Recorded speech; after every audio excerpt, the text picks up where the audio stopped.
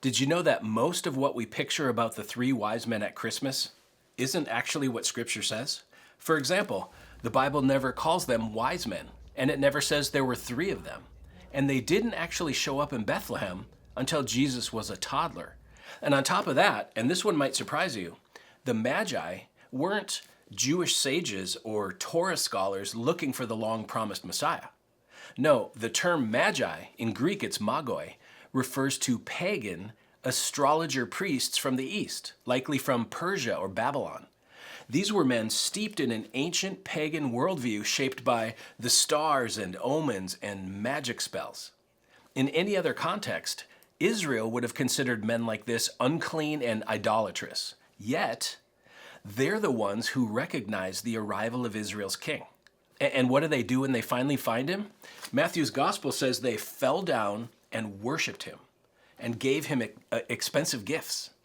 These are pagan Gentiles bowing before a Jewish child, acknowledging him as king.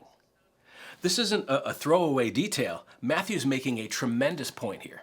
He gives us a staggering preview of Christ's mission. Yes, Jesus is the fulfillment of Israel's hope. But he didn't come for Israel alone. Right from the beginning, God is drawing the nations to his Messiah.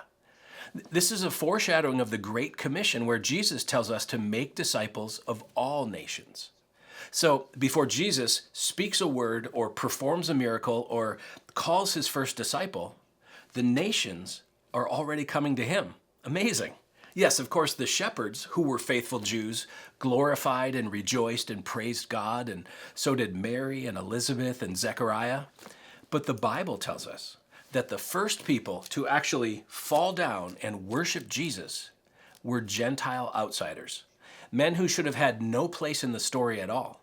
So the next time you see a nativity scene with the wise men gathered around the manger, remember, they weren't actually there that night. They came later. And when they did, they gave the whole world a preview of the gospel. This king came not only for Israel, he came for us all.